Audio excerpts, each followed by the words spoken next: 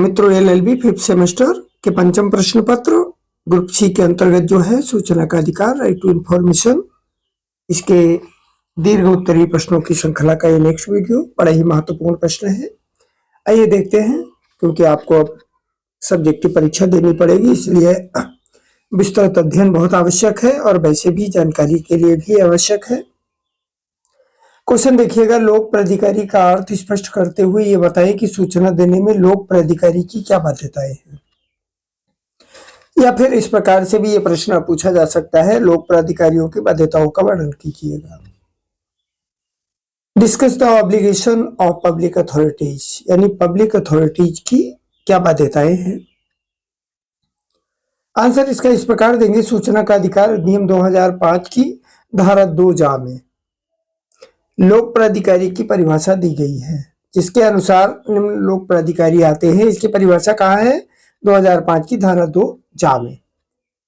Number पहला है school college, number 2 सरकारी सहायता प्राप्त प्राइवेट स्कूल, नंबर 3 सरकारी बीमा कंपनियां, नंबर 4 सरकारी फोन कंपनियां, नंबर 5 है सरकार से फंडिंग पाने वाले एनजीओ, और नंबर 6 अदालतें, नंबर 7 संविधान के अधीन विधियां, और नंबर 8 संसद या राज्य विधानमंडल द्वारा बनाई गई विधियां।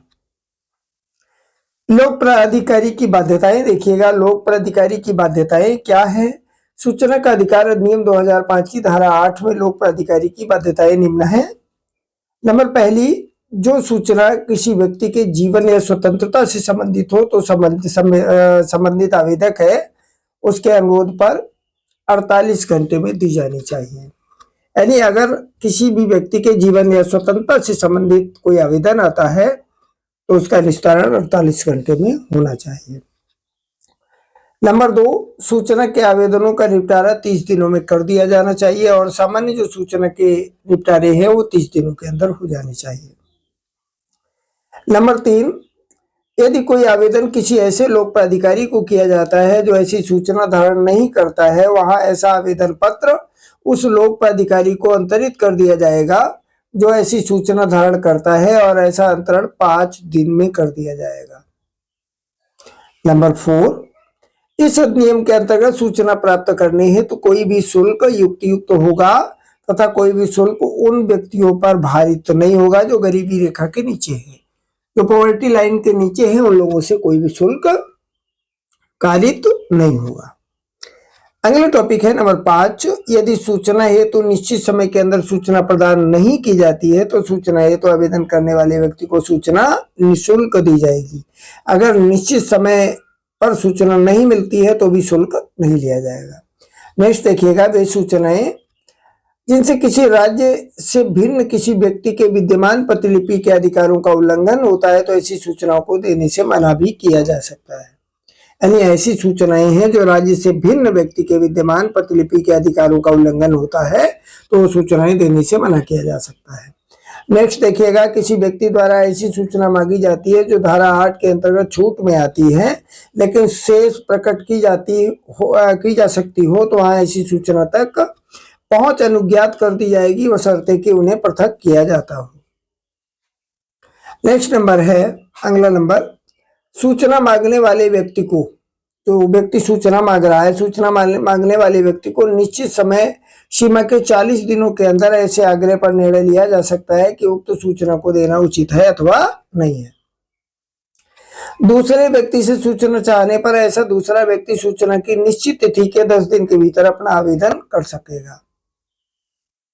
अगला नंबर है, जहां मांगी गई सूचना दूसरे व्यक्ति से संबंधित हो या दूसरा व्यक्ति ऐसी सूचना के प्रकटन के खिलाफ हो, तब केंद्रीय लोक सूचना अधिकारी राज्य लोक सूचना अधिकारी के द्वारा इस संदर्भ की लिखित सूचना आग्रह प्राप्त होने के 5 दिन के अंदर की जाएगी।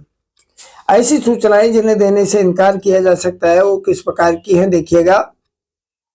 भारत की अखंडता तथा प्रभुता के विरुद्ध जो सूचनाएं हैं वो नहीं दी जाएगी। नेक्स्ट, राज्य की सुरक्षा और आर्थिक हितों के विरुद्ध जो सूचनाएं हैं वो भी नहीं दी जाएंगी। किसी भी अपराध की शुरुआत अगर किसी सूचना से होती है तो भी सूचना आपको नहीं मिलेगी। नेक्स्ट है, न्यायालयों की अवमानना अगर होती है तो भी सूचना आपको नहीं मिलेगी। और ऐसी सूचना जिनसे संसद या राज्य विधानमंडल की गोपनीयता भंग होती है तो वो भी सूचना नहीं दी जाएगी। नेक्स्ट है तृतीय पार्टी के पक्षकार की प्रतियोगी स्थिति की भी सूचना नहीं मिलेगी। वैश्विक रिश्तेदारी में उपलब्ध सूचना, यानी जो वैश्विक हिस्सेदारी है उससे उपलब्ध जो सूचनाएं हैं वो भी नहीं मिलेंगी। विदेशी सरकार के खिलाफ विश्वास में प्राप्त सूचना वो भी नहीं मिलेगी। नेक्स्ट देखिएगा, किसी व्यक्ति के जीवन या शारीरिक सुरक्षा को खतरा अगर उत्पन्न होता हो तो भी सूचनाएं नहीं मिलेंगी। अगला नंबर है अन्वेषण अपराधियों की गिरफ्तारी, अभियोजन की क्रिया में अगर दिक्कत आती हो तो भी सूचनाएं नहीं मिलेंगी। अगला नंबर है मंत्रिमंडल के कामकाज से संबंधित सूचनाएं हैं वो भी नहीं मिलेंगी। इस तरह यदि जनहित निजी हित से अधिक आवश्यक है तो लोक सूचना अधिकारी निजी सूचनाओं को देने का आदेश दे सकता है। ये प्रश्न बड़ा महत्वपूर्ण है। चैनल अगर आपके लिए आवश्यक है तो सब्सक्राइब कर लीजिएगा, साथ ही वीडियो 2-3 बार सुन करके कंफर्म कर लीजिएगा।